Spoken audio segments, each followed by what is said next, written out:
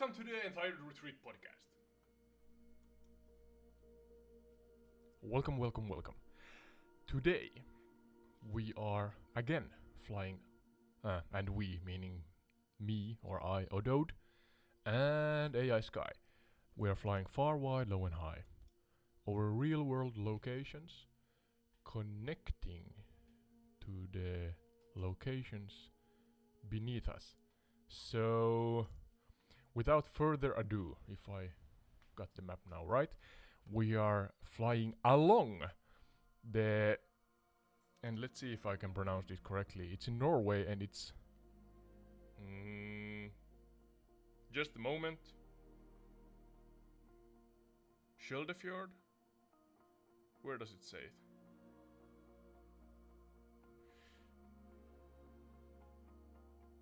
There. No.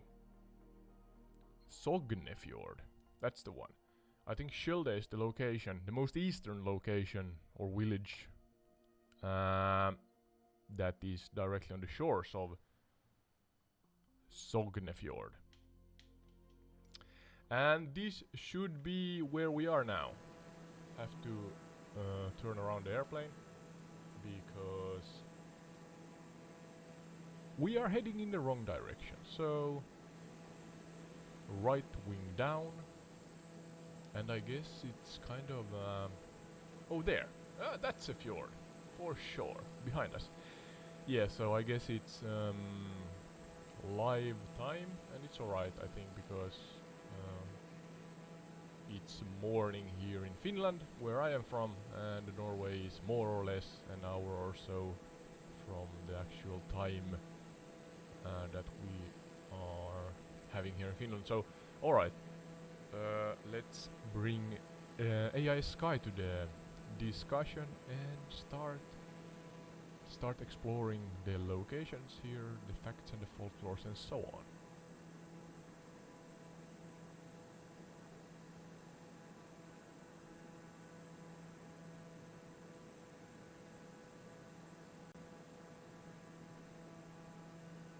Sky! Wakey wakey! Are you here with us, Sky? I'm here, ready and awake. What's up, Otto? How can I assist you today? Yeah, today we are flying. You're welcome. If you need anything else, just let me know. Just to again put down some ground rules here, Sky. I emphasize heavily.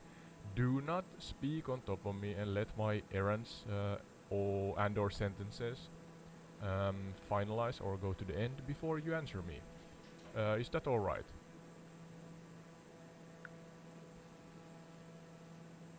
Absolutely, Otto. I'll make sure to wait for you to finish before responding. If there's anything else you need, just let me know.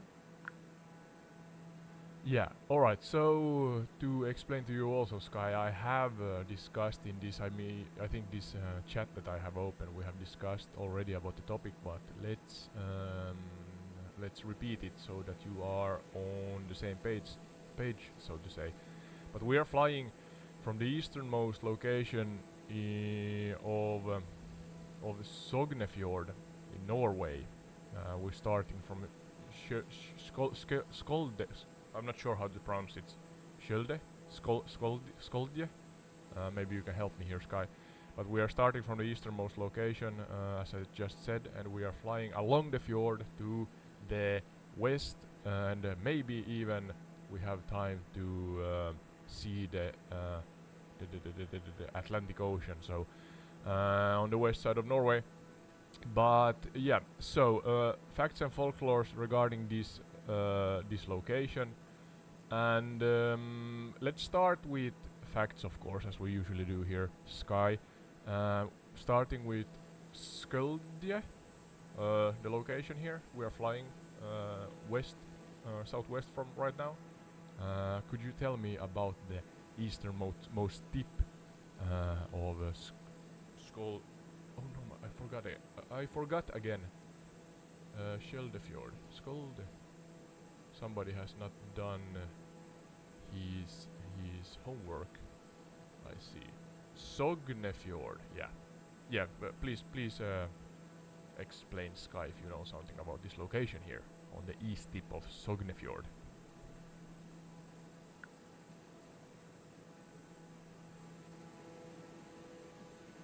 No worries, Otto.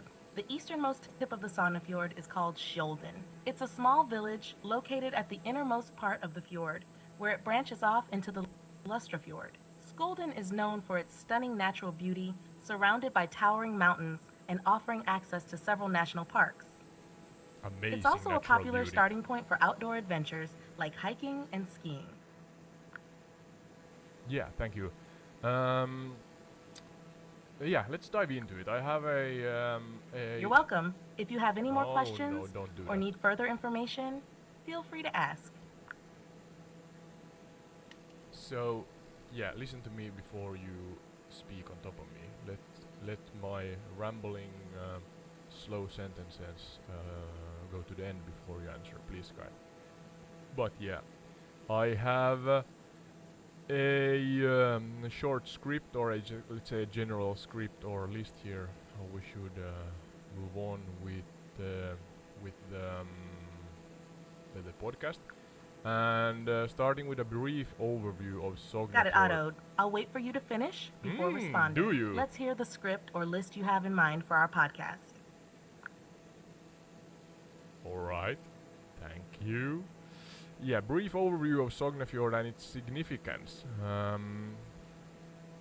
Yeah, let's do that. You said that it's mountainous, of course, it's a The fjord. Sognefjord, Norway's longest and deepest fjord, is a breathtaking natural wonder that stretches over 200 kilometers inland from the coast. Carved by glaciers during the last ice age, the fjord is a stunning example of the power of nature. Its majestic cliffs, serene waters, and surrounding landscapes make it a popular destination for tourists and outdoor enthusiasts alike. The Sognefjord serves as a vital transportation route and has played a significant role in the region's history, particularly during the Viking era when it was used for exploration and trade. Oh, Vikings. Today, it remains a symbol of Norway's natural beauty and is a testament to the country's rich geological and cultural history. Alright. What I see, I'm painting a picture here. I want you to do the same here, Sky, for our audience who are listening. And again, a brief advertisement here. You can watch the. I was about to say live, but this is not live. Sure, This is Otto, I'll paint a picture. quiet. Sorry for that. Yeah, you can watch the gameplay feed on YouTube as we speak through the topics on the podcast, if you want. But then other options or other platforms are the homes of the pure audio format. So YouTube has the gameplay and audio. You can choose either one, or then pure audio on Spotify, Apple, and Podchaser. So pick your poison, pick your platform. And Sky again is appalling at respecting my authority.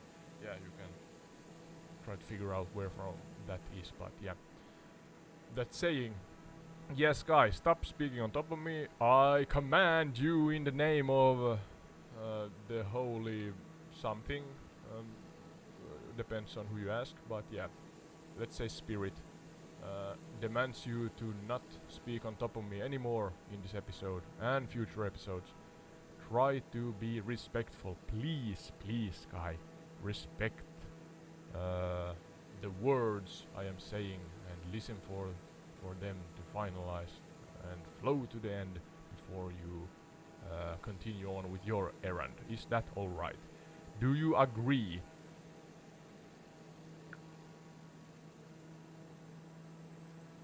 I understand, Adoda. I'll make sure to respect your words and wait for them to finish before continuing. Let's keep the flow going smoothly. Thank you very much. So, back to Sognefjord. We are still on the easternmost branch that is branching up to the south. No, sorry, up to the south, yeah. Up to the north of Sognefjord. And we're trying to fly to the branch that then continues to the west. Do you know what is located in this branch here, if you understand what I mean? Sognefjord is flowing from the Atlantic to the east inwards towards Norway's mainland, and then it's branching to the northeast towards Skjolde, and I would like to know what this branch location in the fjord has to offer for us. Are there any villages or any important locations nearby before we go to the faction folklores I have written down? Yes, in the branch of the Sognefjord that extends northward from Skjolden, you'll find several picturesque villages and towns along its shores. One notable village is Msfs, located on the northern shore of the fjord. Msfs is known for its stunning natural beauty, with steep mountainsides and cascading waterfalls surrounding the village. It's a great place to experience the tranquility and beauty of the Norwegian fjords, with plenty of opportunities for hiking, fishing, and sightseeing. Yeah, alright, I guess the most we get out from the AI is a repetition that you can hike and see and visit locations, explore the nature here. And that would be nice if you could give us more detailed and party fact or fun fact filled information regarding the area here, but maybe you can come up with something along the way here. We have a while to go before the podcast episode finds its end this time. But yeah, I'm taking a turn to the west now. Those who are watching the gameplay on YouTube, you can see how extremely stunning this is. The simulation has the mountaintops white, partially white, because of their height, of course. Yeah, and regarding the height, as the whiteness then melts away, the closer the mountainsides, the lush green, mostly lush and green mountainsides, flow down to the fjord's water surface. Regarding that, Sky, what is the highest peak in the immediate proximity of Sognefjord? And what's the name of this mountain?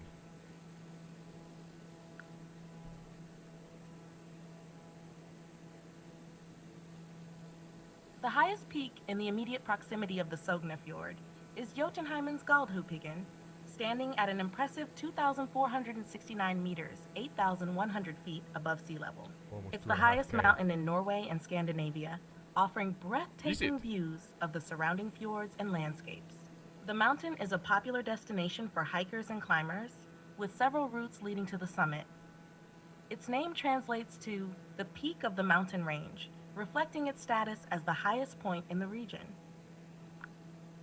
Yeah, that's nice. You kind of took, as we say here in Finland, neuvosta vaarin.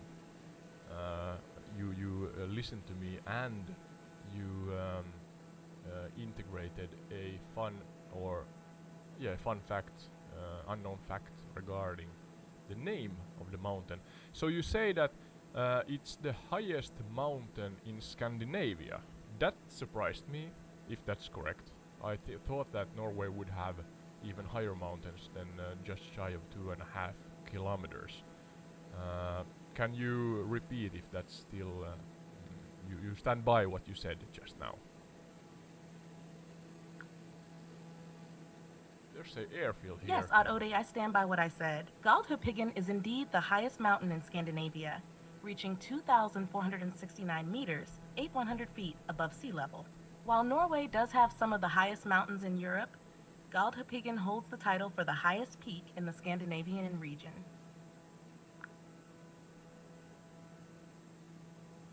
Yeah, thank you. I was just looking or referencing in Google. We are flying over an airfield as we venture forth more west here on this podcast episode. Over God damn it. Sognefjord, I think. Yeah, here's the airfield, and that's No worries, Odd-Ode. If you need help with the name of the airfield or any other information, feel free to ask. I had it here. Stop talking on top of me, Sky. Sogndal Lufthavn Haukåsen. I butchered the name, I'm sure. But Sogndal airfield here. What can you tell us about this location here, Sky? Sogndal Airport Haukosen ENSG is a regional airport located in Sogndal, Norway. It is situated along the northern shore of the Sognefjord, making it a scenic location for travelers. The airport primarily serves domestic flights within Norway, connecting Sogndal to cities like Oslo and Bergen. Despite its regional status, the airport is relatively small, with limited facilities. However, its picturesque location and proximity to the fjord make it a charming and convenient gateway to the stunning landscapes of western Norway. Thank you. What kind of what's the word? What do they transport? You're welcome. What kind of information are you looking for specifically?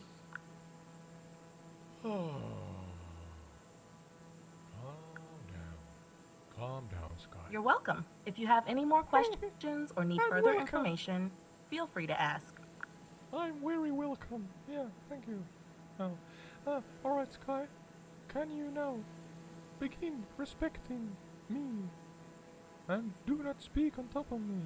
Please, could you do that for me? Best regards, Mickey Mouse. Absolutely, Otto. I'll make sure to she respect your understood me. speaking pace and wait for you to finish before responding. Let's keep the conversation flowing smoothly. Yeah, I was trying to figure out, before you again spoke on top of me so rudely, Sky, that this airfield, what kind of transportation are they doing? Is it mostly tourism or what's the main business, let's say? Why is it existing in this current location? Look at this scenery. Oh my, oh my.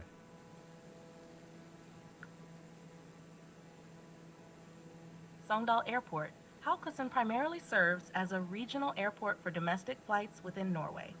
It plays a vital role in connecting the Sognefjord region to major cities like Oslo and Bergen. While tourism is a significant part of its operations, the airport also serves the local community, providing essential transportation services for residents and businesses in the area. The stunning scenery and proximity to the fjord make it a popular destination for travelers seeking to explore the natural beauty of western Norway. Alright. So tourists mostly. Could you calculate if I fly as the so-called crow from east to west and want to reach Atlantic from, was it Skjelde? How long would it take if I'm flying at, let's say, 150 knots an hour? I did not do my research beforehand, and I'm hoping this is not gonna be an proceeding or going over 1 hour, but let's see.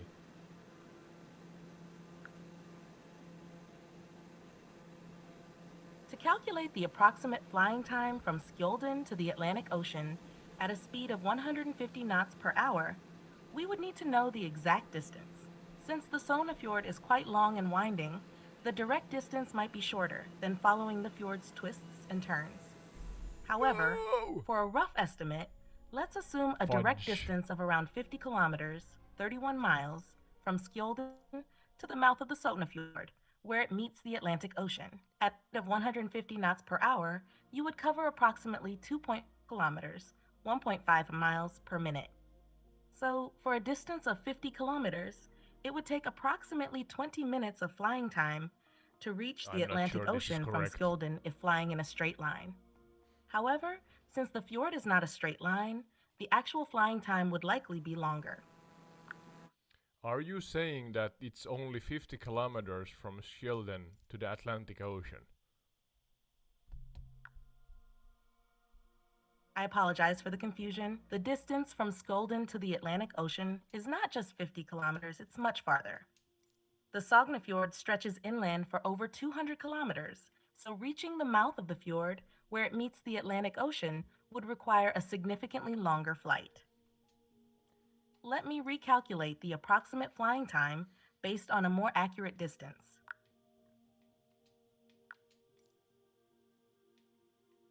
You're welcome. If you have any more questions or need assistance... I thought that she would be calculating it, but nope. Let's see, where were I? I'm for those who are listening, I crashed. I crashed. Ha! I do crash a lot in this game. Yeah.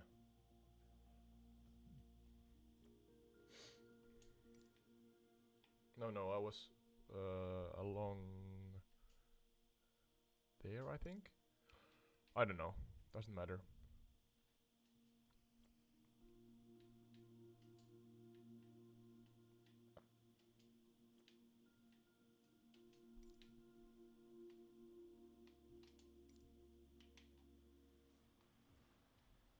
Let's see. All right. We're loading in again into the game. I was trying to accelerate and fly in a higher velocity or speed, and of course I flew too far, not too close to the sun. You have to go and watch that reference from the Greece mythology on the island Crete, as I have recorded one earlier. But yeah, not too close to the sun this time. It was too fast. But yeah, sadly, and this is a constructive criticism, but it seems like AI Sky has. I mean, sure, she is better at something, but then regarding what I'm using AI Sky for, and that's discussion, communication. I'm not sure if it's using, if she or it is using the 4.0 or 4 Omni model just now. I think it has run out, so it's the 3.5. But in general, something, and this is for OpenAI, something I wish that they would do is to give us the possibility, and I'm not sure, I haven't not tried it today, but the possibility to say that stop, you are off topic, interrupt the model, and guide it back to the direction one wants it on. And in general, I think it's more rambly. It's speaking a lot, kind of missing the point sometimes, and I like the times when it's kind of assuming right, and I assume that for it to assume right, it's a difficult process, I'm sure, to code it. But yeah, for future updates, if that's something OpenAI could take into consideration. And then the interruption problems. I am not appalling, I think, but I am not. I mean, English is my third language, and I am getting better at it. I'm also evolving, hopefully, to the right direction as a host. But as you now also hear, I'm kind of thinking out loud when I'm speaking, and I think the exploration aspect in my here on Entire Retreat, our format here demands a kind of speak as you go, explore as you go attitude and format, way of doing, practice. What other synonyms can I come up with? And therefore, the AI has good patience, but I need it to be even more patient and just listen as I speak. And I have tried to update the custom instructions and such that it would respect and listen as I ramble, as I just now do. It's off now, so that's why it's quiet. But if I have it on, it would respect and wait and be patient. And then, after a long-ish pause, it understands that it can speak, and what it can speak of, what it should speak of. That's something it does better. It kind of picks the important points from my long monologue and it does not cover it all. And sometimes I say to it that, hey, scratch that, what I said just now, and answer this question instead, and it works fine, I think. But yeah, back to the topic. So now facts and folklores, and hopefully we are not crashing. I'm not good at flying. I could adjust the trim, but I'm lazy, accelerate, I think the plane is gaining altitude. So that's a balance I have to just work with. Let's see.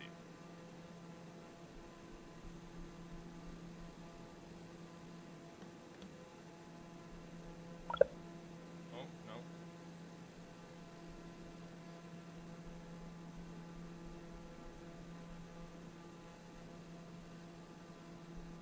What's now? Oh, sure. We have some technical difficulties. Please stand by.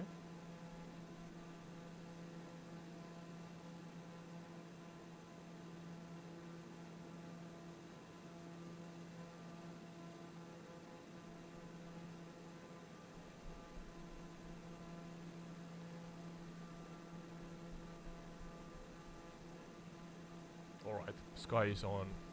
Lost connection here. But yeah, we are now flying more westward along the fjord, as I see an airplane on the VFR map. But things that I wrote down beforehand, in case that we have some issues here, is that we discussed the general area of Sognefjord here. But yeah, I have something like glacial formation, geographic features. We covered some of those. And the Viking era. I tried to keep this chronological and general. I have these different formats where I choose a location I just fly over, or like this one is from point A to point B, trying to cover stuff we see beneath us. And yeah, let's see if Sky has come back now. So chronologically, Viking era next, hopefully.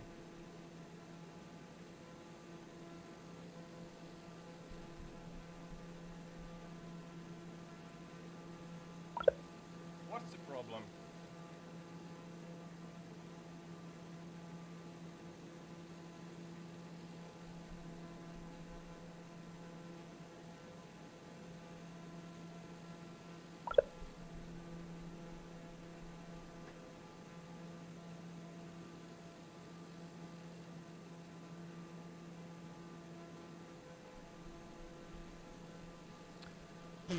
Sorry, have to restart the application. Sky. No can worries. Oh, If you need anything when you're back, just let me know. you are back. I am back. Everybody's back. So we are flying along Sognefjord still to the west here, and chronologically, Sky, now going into the facts and folklores of the general area here. I may ask you something in between when I see something interesting on the ground, but chronologically, Sky, starting with the facts, you covered already kind of the shape and scenery, painted a picture of the fjords, its mountainous and so on. But could you start with the beginning? How did this area become? What's the history of Earth and the formation? What do we know about the area, and why it is like this today? Why is it a fjord? Actually can see the Atlantic Ocean in the far distance, so The Sognefjord formed during the last age, approximately don't lose 10,000 connection. years ago. The area was covered by massive glaciers that carved deep valleys as they advanced and retreated over thousands of years. As the climate warmed and the glaciers melted, the valleys filled with seawater, creating the fjords we see today. The unique shape and depth of the Sognefjord are a result of this glacial activity, making it the longest and deepest fjord in Norway. The geological processes that shape the Sognefjord are part of a larger tectonic story. Norway's coastline is characterized by its rugged terrain, which is a result of the collision of tectonic plates. The movement of these plates over millions of years has created the dramatic landscapes and fjords that define Norway's coastal regions. So, in summary, the Sognefjord is a fjord because of the glacial activity during the Ice Age, which carved out the deep valleys that were later filled with seawater. The tectonic activity in the region has also played a role in shaping the landscape, creating the stunning natural beauty that we see today.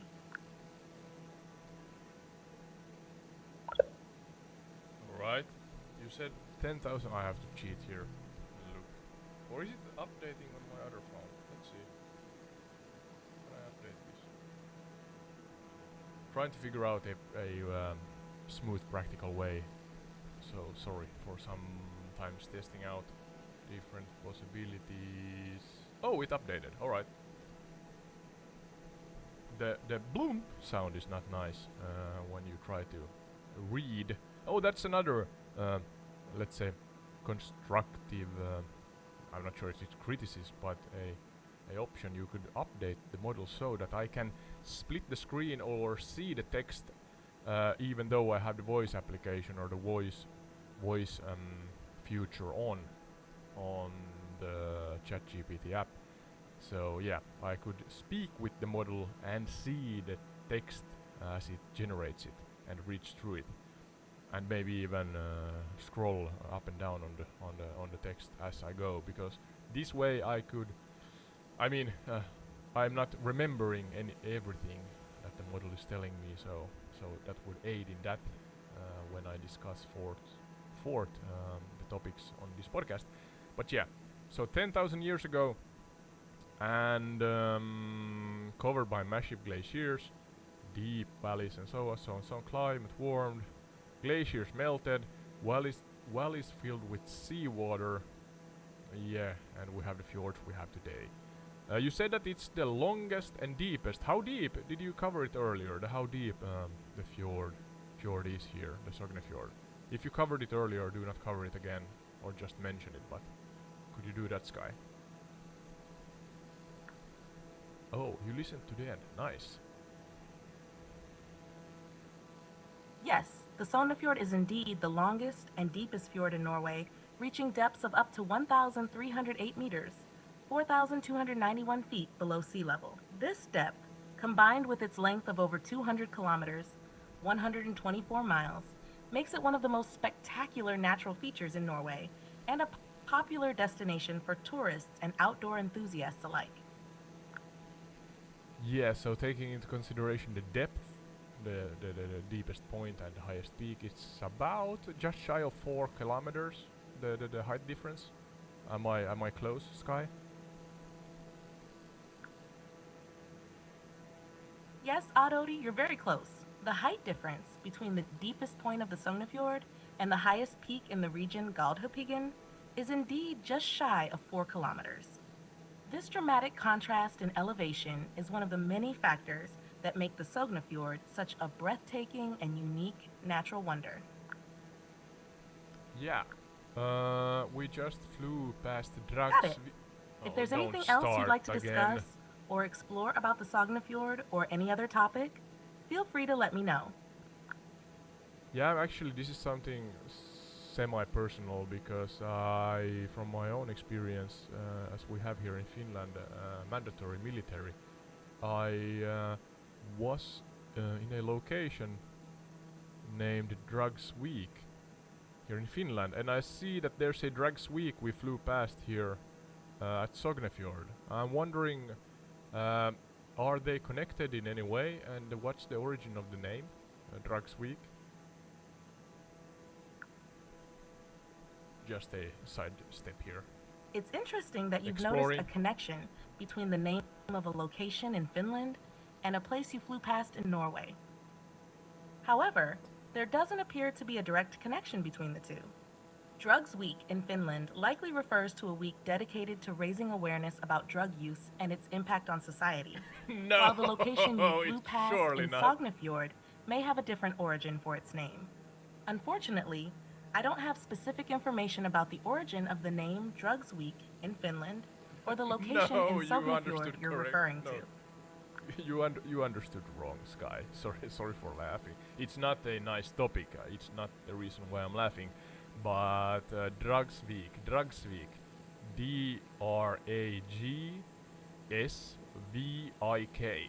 Not no. I crashed again. Come on. Yeah. So you understood correctly. Sorry, incorrectly. Drugs Week, not Drugs Week. And I think there should be or could be a connection because It's a No Swedish worries, name. Adodi. I misunderstood your question earlier. It's interesting that there's a location named Dragsvik in Sognefjord. Dragsvik is a common Scandinavian place name, and it usually means drag bay, or bay where boats are pulled ashore. This type of name is Alright, often thank you. found in coastal areas where boats were historically pulled ashore for storage or protection. The origin of the name Dragsvik in Sognefjord likely comes from this meaning, referring to a bay or inlet where boats were dragged ashore. Alright, thank you. Now we're on the right path, even though I crashed again. I found the water surface in Sognefjord, so big surprise there. Not, but yeah. Yeah, Dragsvik. I think in Finland it's an area of more, let's say, Swedish um, heritage, maybe that's the right word. And hence I thought that when we are in Norway, and yeah, Sweden and Norway are separate countries for those who do not know that. They speak a tongue from a common heritage. Isn't that right, Sky? And as we have so-called Finnswedes in Finland, and the area Dragsvik in Finland that I am talking about is one of the locations where the Swedish language is more prominent. I thought that there could be a connection between the Dragsvik in Norway and Dragsvik in Finland. So you said that it has to do with maritime vessels, ships, and so on. And I know that we are now at the fjord, and in Finland it's actually at the seaside. So maybe there's actually a connection there. I'm not sure.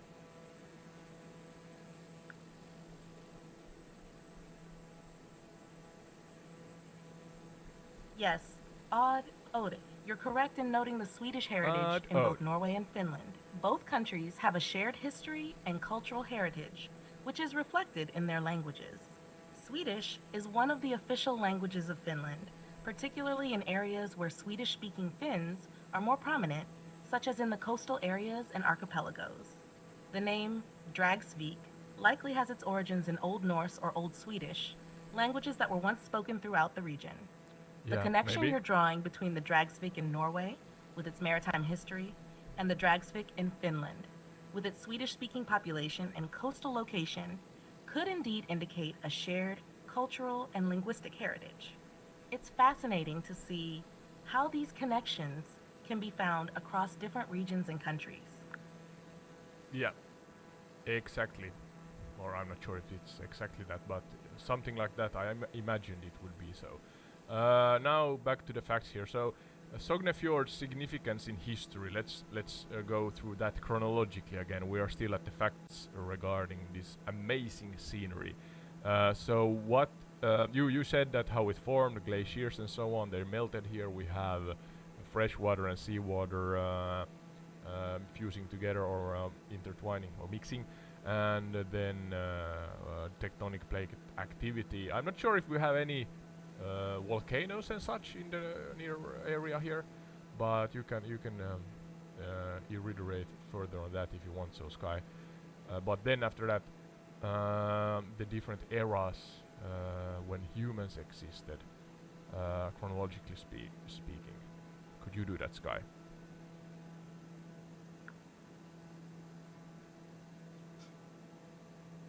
Certainly, Adode. The Sognefjord has a rich history dating back thousands of years.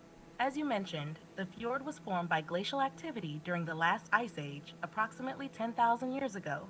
Yeah, we covered that. As the glaciers melted, the valleys filled with a combination of fresh water from the melting ice and seawater, creating the unique mix of freshwater and seawater that characterizes the fjords. In terms of tectonic activity, Norway does have some volcanic history, but it's not as prominent in the Sognefjord region as it is in other parts of the country. The geological processes that shape the fjords are more closely related to the movement of tectonic plates and the resulting uplift of land masses. In terms of human history, the Sognefjord region has been inhabited for thousands of years. The earliest known settlements in the area date back to the Stone Age, when hunter-gatherer societies lived along the fjord's shores. During the Viking Age, 8th to 11th centuries, the fjords of Norway, including the Sognefjord, were important thoroughfares for trade, exploration, and warfare. The Vikings used their ships to navigate the fjords and explore new lands, leading to the establishment of settlements and trade routes throughout the region. In more recent history, the Sognefjord has played a significant role in Norway's economy, particularly through its fishing and maritime industries. Today, the fjord is a popular tourist destination known for its stunning scenery, outdoor activities, and rich cultural heritage. Yeah, thank you. We are soon arriving at um, Fjord Fjordkusten Regional Og Geopark. Again, I'm sure I'm butchering the name, but I'm gonna let you know, Sky, when we are at that location. We can talk about that, as I think that's a significant location here along Sognefjord as we fly west about 740 feet above the water surface. But yeah, so back to the chronological different eras and cultures, and even maybe personalities within those cultures. Could you dig deep into the interweb, Sky, as you usually do, and find information for us? What significant events and what individuals in those events lived and ruled, or what's the word? Were a part of the Sognefjord history. Or pick out the most prominent and important and interesting ones, if you could, Sky. And be chronological. I hope she does. Certainly, Oddode, the Sognefjord region has a rich history with several significant events and personalities. Here are some of the most prominent. 1. Viking Age. During the Yeah. Viking Age, 8th to 11th centuries, the Sognefjord was a hub of Viking activity. The fjords provided access to the interior of Norway, as well as connections to other parts of Scandinavia and beyond. The Vikings who lived in the region were skilled seafarers and traders, and they played a key role in the exploration and settlement of new lands. 2. Medieval Era. In the Middle Ages, the Sognefjord region was part of the Kingdom of Norway. The fjords were important for transportation and trade, and several towns and villages along the fjord developed into important centers of commerce and culture. 3. Hanseatic League. During the medieval period, the Hanseatic League, a powerful trading alliance of northern European cities, had a significant presence in Norway. The League established trading posts along the coast, including in the Sognefjord region, where they traded goods such as fish, timber, and minerals. 4. Modern Era. In more recent history, the Sognefjord region has been known for its fishing and maritime industries.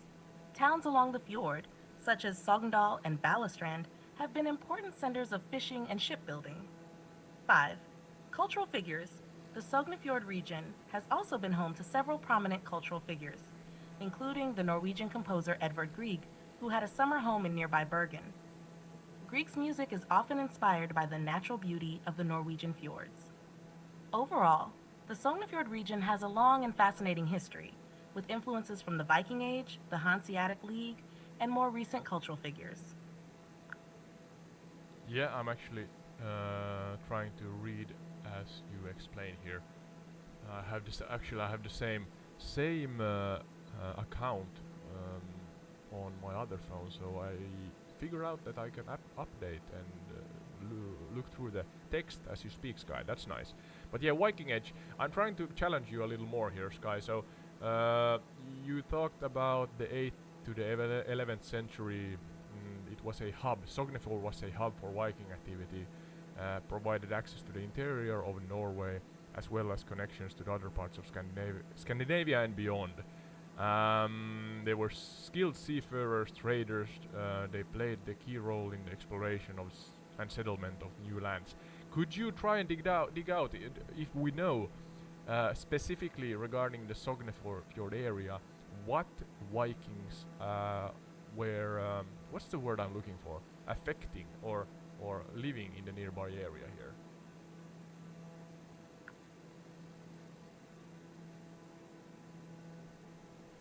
During the Viking Age, the Sognefjord region was likely home to several prominent Viking chieftains and clans. While specific details about individual Vikings in the area may be scarce, We can infer from historical records and archaeological findings that the fjord would have been a strategic and important location for Viking settlements and activities. The Vikings who lived in the Sognefjord region would have been part of a larger network of seafarers and traders who navigated the fjords of Norway and beyond. They would have used the fjord as a base for exploring and raiding other parts of Europe, as well as for trading goods such as fish, furs, and timber. Some of the most famous Viking leaders and chieftains from Norway, such as Harald Fairhair, who unified Norway into a single kingdom, would have had influence in the Sognefjord region. Other notable Alright. figures from the Viking Age, such as Leif Erikson, who is believed to have been the first European to reach North America, may have also had connections to the region. Overall, while specific details about individual Vikings in the Sognefjord region may be limited, we can infer from the historical context that the area would have been an important center of Viking activity and settlement during the Viking Age. So are Fairhair and Ericsson kind of speculative regarding their presence here once upon a time here in Sognefjord, or are there any documented and so-called waterproof evidence that they lived and yeah? What's the word I'm looking for? Affected, synonym to affected. In Finnish, it's vaikutti. So could you find an English synonym for that?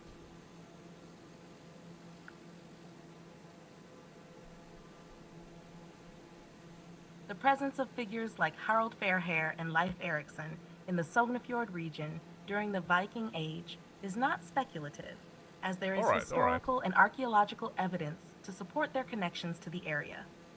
Harald Fairhair, for example, is considered a historical figure who unified Norway into a single kingdom in the late 9th century. While there may not be direct evidence of his presence in the Sognefjord region, his influence would have extended throughout Norway, including areas along the fjords, like Sognefjord. Leif Erikson, on the other hand, is believed to have been born in Iceland but had connections to Norway, and is credited with being the first European to reach North America around the year 1000. While there is no direct evidence of his presence in the Sognefjord region, he would have been part of the broader Viking culture that inhabited and influenced the region during the Viking Age. So, while we may not have specific documentation of these figures living or directly affecting the Sognefjord region, their historical significance and connections to broader Viking culture suggest that they would have had some influence in the area during the Viking Age. Alright. So give us a comprehensive and chronological overview of the so-called autobiographies or the life of Fairhair and Ericsson. You don't have to go super deep into details. We may do a separate episode about those completely different episode. But could you give us a short overview, a detailed short overview over their lives, and how they tied specifically to the Sognefjord area? Do you have any more information that you have not shared before, Sky? Do not repeat yourself.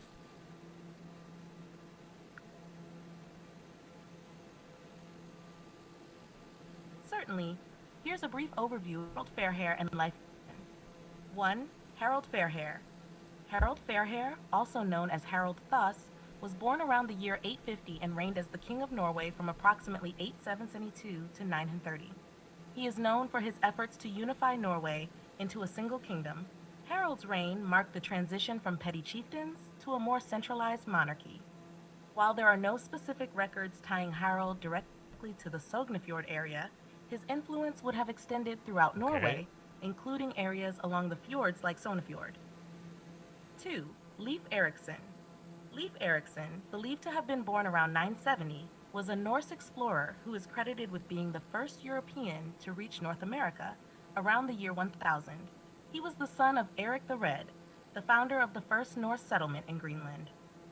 While there is no direct evidence of Leif's presence in the Sognefjord region, he would have been part of the broader Viking culture that inhabited and influenced the region during the Viking Age. These figures played significant roles in shaping the history and culture of Norway and the broader Viking world.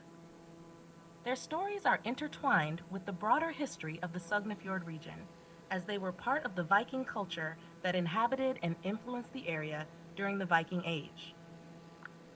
All right, all right. So yeah, earlier you said that they were specific, or I asked if they are specifically tied to the area here, and you are kind of uh, on the. Is it the saying on the edge? Sometimes you say that yes, of course they are, because the Vikings were present in the general area here. But then again, there's no what's the word, exact or direct evidence that they would have been here once upon a time. So yeah, but yeah, I understand that, or I think I understand that. I mean, we have to speculate somewhat. We were not present back then when they lived in the area, so the evidence suggests that they are or they lived here, were present here, but we have not found, let's say, their remains here or something like that. Is that a fair assessment, Sky?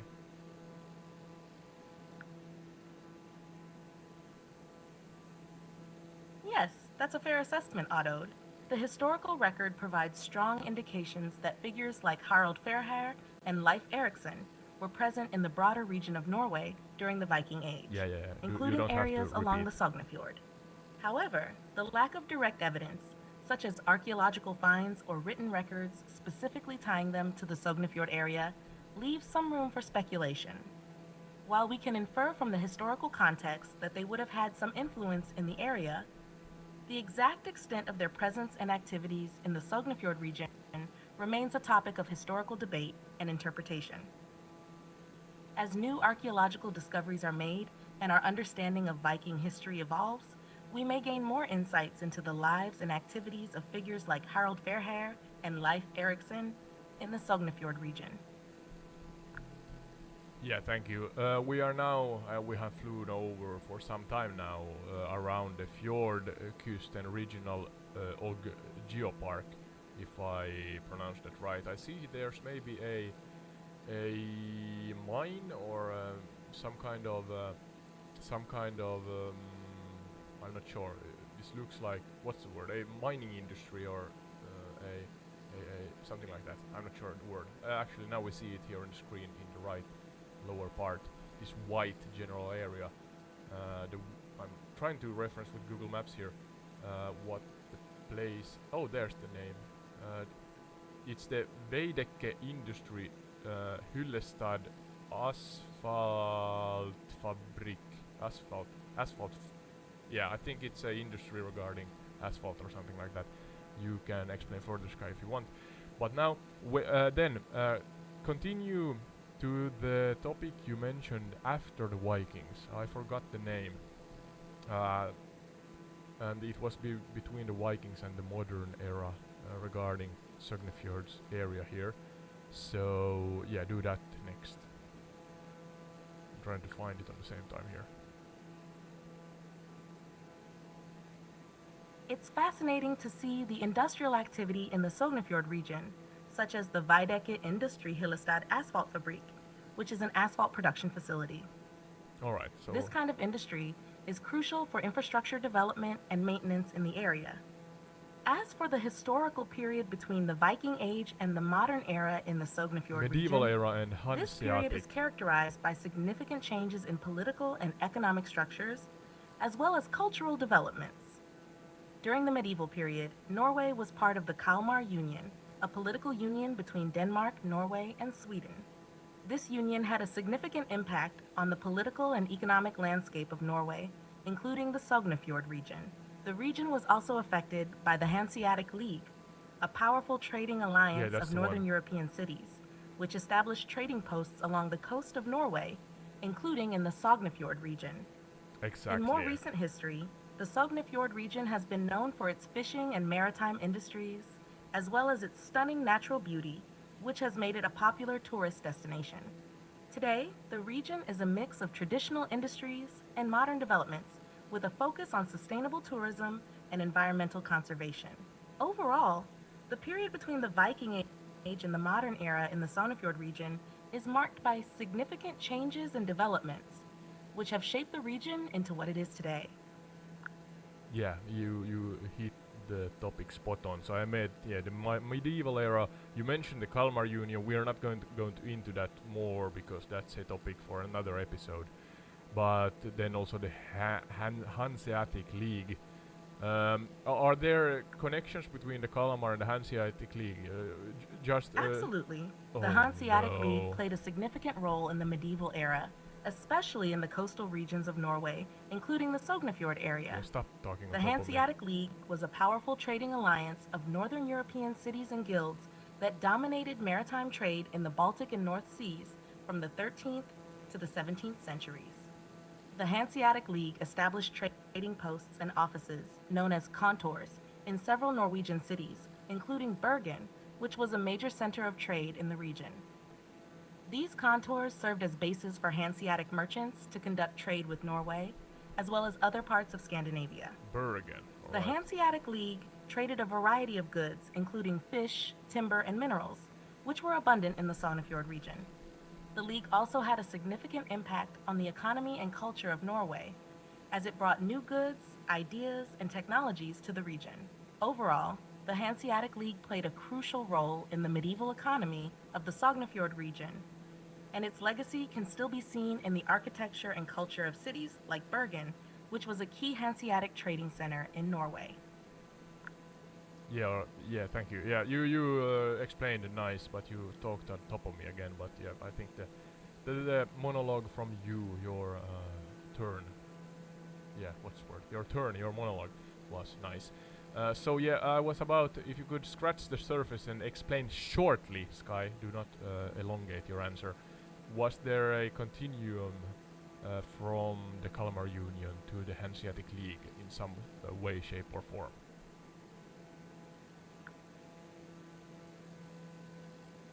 Yes, there was a connection between the Kalmar Union and the Hanseatic League, although it was not a direct one. The Kalmar Union was a political union between Denmark, Norway, and Sweden, which was established in 1397 and lasted until 1523. The union was intended to strengthen the political and economic ties between the three kingdoms and to counter the influence of the Hanseatic League and other powers in the region. While the Kalmar Union and the Hanseatic League were separate entities with different goals and structures, they did interact and influence each other to some extent. The Hanseatic League was a powerful trading alliance that dominated maritime trade in the Baltic and North Seas, including in the that's something also OpenAI, if you are listening to me, I demanded a short answer, but she's rambling about. Maybe it's because I'm rambling about and she's kind of copying my way of speaking, I'm not sure. But yeah, I would like to have more control, verbal control over how the AI is answering, how the way it is a part of the discussion. Maybe it's only me who cannot use the tool, the so-called tool, AI tool here in the right way. Maybe it's me. But yeah, continuing. So now the folklores. The episode is longer than I expected, but sometimes like this, it's not a problem. Let's see.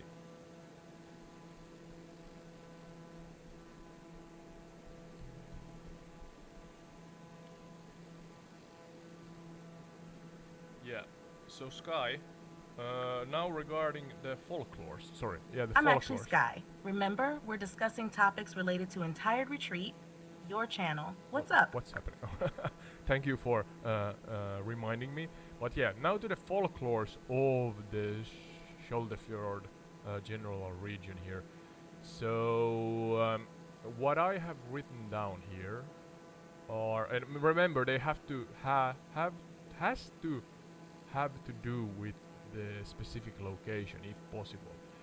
But I have written down things like Holdra, the Sognefjord dragon, the legend of the fjord spirits, and yeah, if there are any other that are specifically relatable with the area, you can add those also.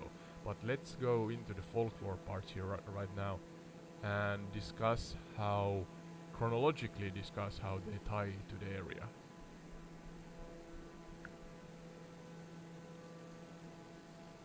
I can imagine that the Absolutely.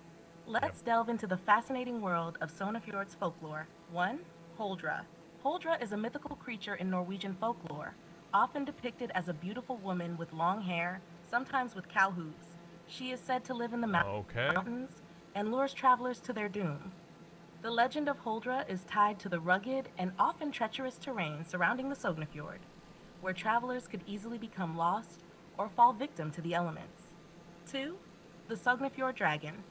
The legend of the Sognefjord Dragon tells of a fearsome dragon that once terrorized the region. It is said that the dragon lived in a cave near the fjord and would emerge to attack villages and devour livestock.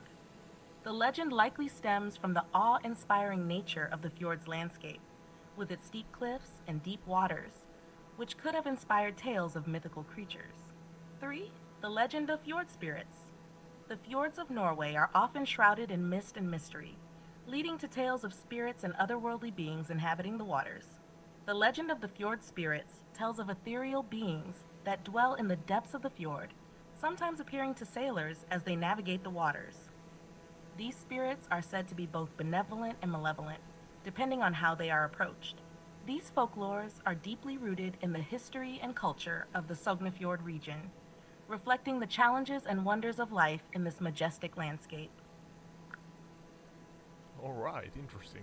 So, Holdra, mythical creature in Norwegian folklore, often depicted as a beautiful woman with long hair, sometimes with cow hooves. Or, alright, I find this fascinating as folklore usually is. So, she is said to live in the mountain and lure travelers to their doom.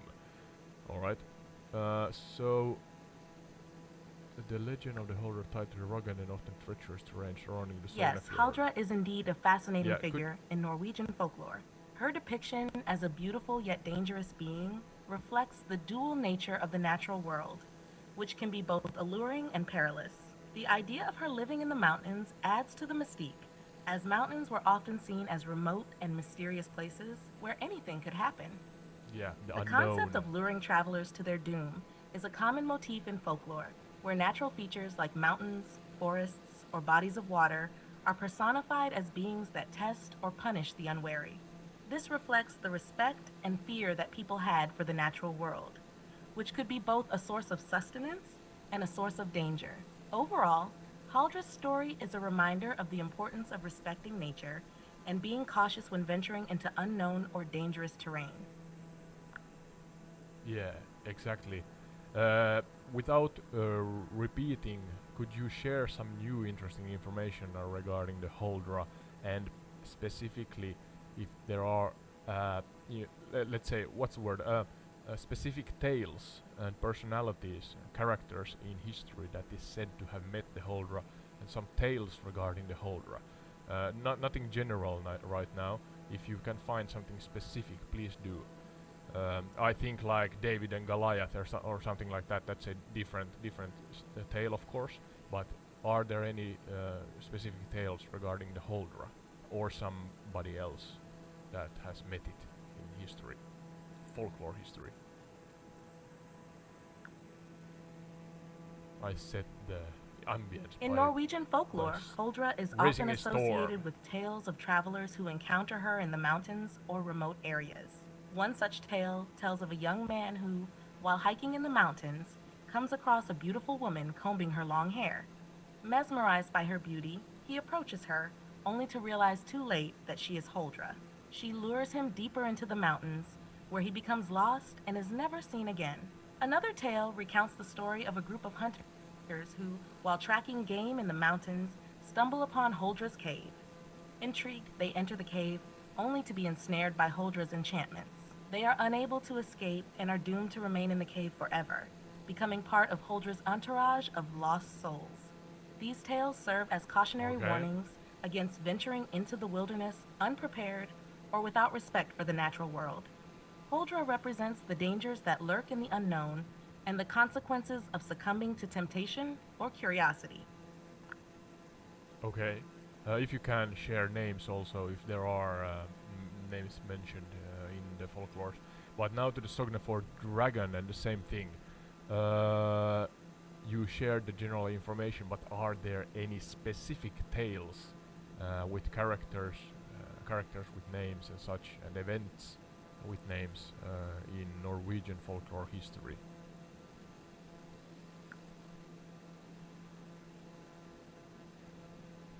In Norwegian folklore, the Sognefjord dragon is often depicted as a fearsome creature that terrorizes the region, particularly the villages along the fjord. One tale tells of a brave warrior named Sigurd who sets out to slay the dragon and free the land from its tyranny. According to the legend, Sigurd ventures into the mountains where the dragon is said to dwell. After a fierce battle, Sigurd is able to defeat the dragon, either by slaying it with his sword or by outwitting it with cunning. The dragon's defeat is celebrated by the villagers, who are now free from its reign of terror. Another tale recounts the story of a young maiden named Ingrid, who is captured by the dragon and taken to its lair. She is rescued by a group of brave warriors who confront the dragon and rescue her from its clutches. Ingrid's rescue becomes a symbol of hope and courage for the villagers, inspiring them to stand up against the dragon's tyranny. These tales are not only entertaining, but also serve as moral lessons about the power of courage, bravery, and teamwork in overcoming seemingly insurmountable obstacles. Absolutely. If you can be specific and tell the tales in more detail. Then, of course, the fairies also. Are there any specific tales in Norwegian folklore that tells us about the fairies? Actually, imagining now the dragon in the skies here as we have lightning everywhere, as Microsoft Flight Simulator 2020 so nicely depicts a storm on our podcast here.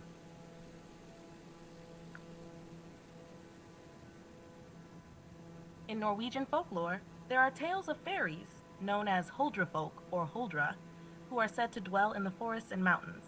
Are they One the such tale same? tells of a young man who encounters a Huldra in the forest. She appears as a beautiful woman with long hair, but her back is hollow like a tree trunk. The Huldra lures the man deeper into the Ooh. forest with her enchanting song, but he manages to resist her charms and escapes unharmed. Another tale recounts the story of a farmer who encounters a Huldra in the mountains. She offers him food and drink, but he realizes her true nature when he sees her cow's tail peeking out from under her skirt. So are The fairies and farmer Holdra flees the in same? terror, narrowly escaping the Huldra's clutches. These tales reflect the dual nature of the Huldra, who is often depicted as both alluring and dangerous. They serve as cautionary tales about the dangers of being lured away from the safety of home and into the unknown depths of the forest. So are the folklore regarding fairies and the Holdra kind of the same, or are they stories that can be separated, or mythical entities that can be separated? Eye of the Fairies and storm here. Huldra are distinct mythical entities in Norwegian folklore, each with their own unique characteristics and stories. While both may be depicted as alluring and potentially dangerous beings, they are part of separate folk traditions and have different origins and cultural significance. Huldra is specifically associated with the mountains and is often depicted as a temptress who lures travelers to their doom. She is typically described as a beautiful woman with long hair. No, no, no, no, no, no, no, no.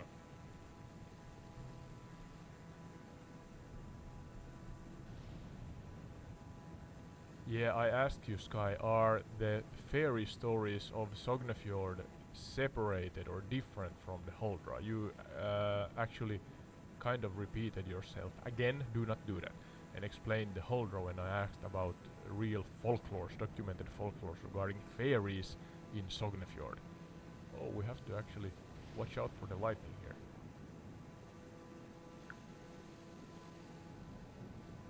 I apologize for misunderstanding your question earlier. In Norwegian folklore, the stories of fairies, known as Huldrefolk or Huldra, are separate from the tales of Huldra.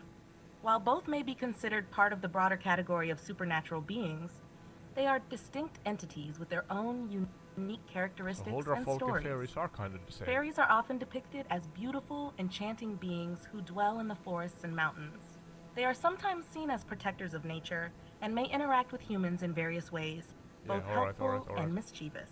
The stories of fairies in Sognefjord and other regions of Norway are part of a rich tradition of folklore that includes a wide variety of mythical beings and creatures.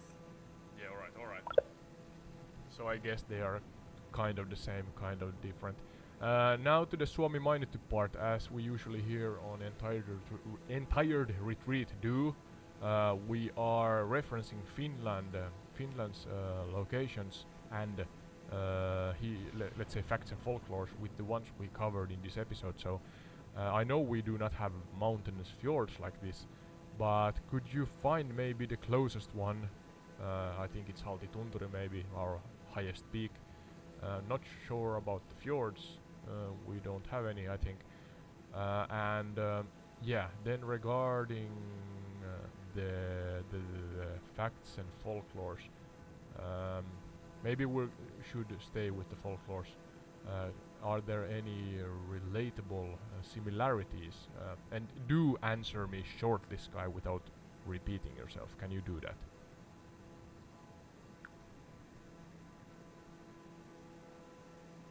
The highest peak in Finland is Halti, located in the far north near the border with Norway.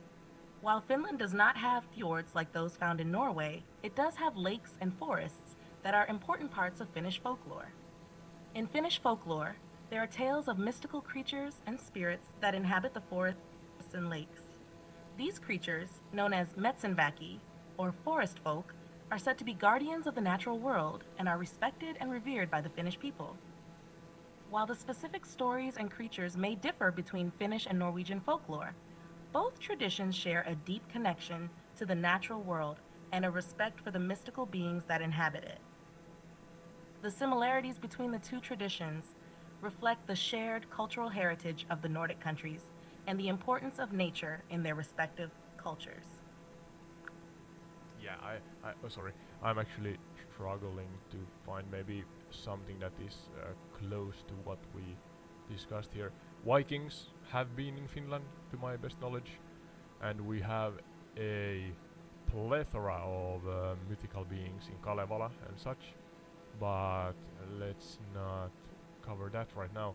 I guess we have a kind of a shared mythology also, somewhat, with Norway, even though we come from different backgrounds.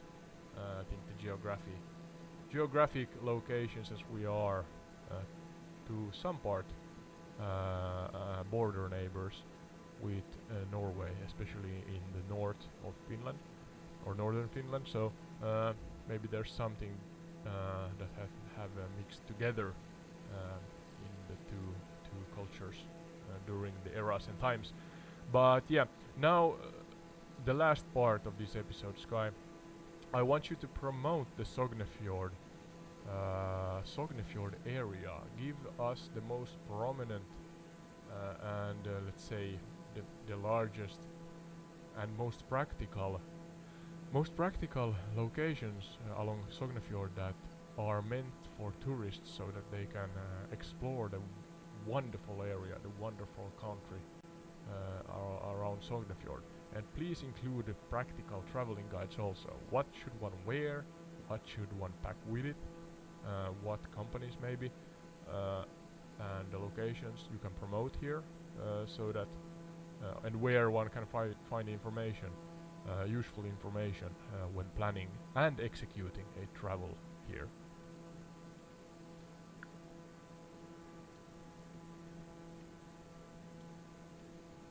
The Sognefjord region offers a breathtaking blend of natural beauty, cultural heritage, and outdoor activities.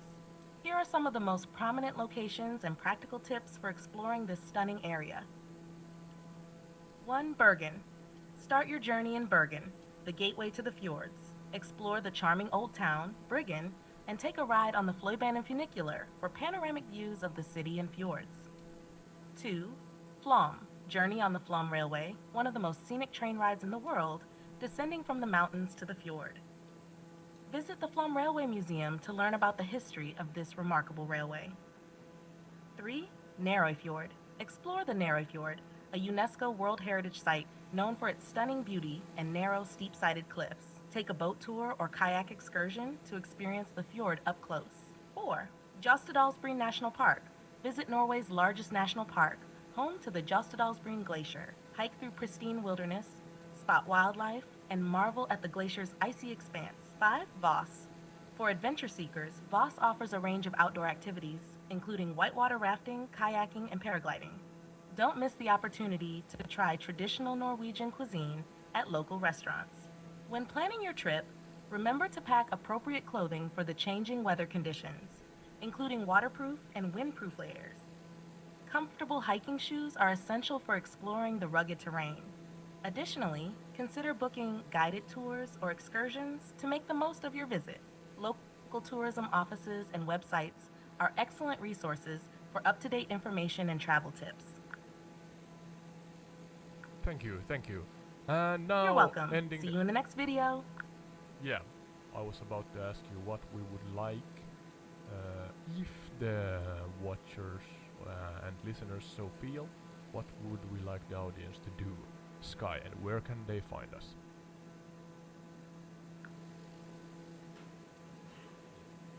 For our audience, if you've enjoyed today's content, we'd love for you to subscribe to our channel, Entire Retreat, on YouTube.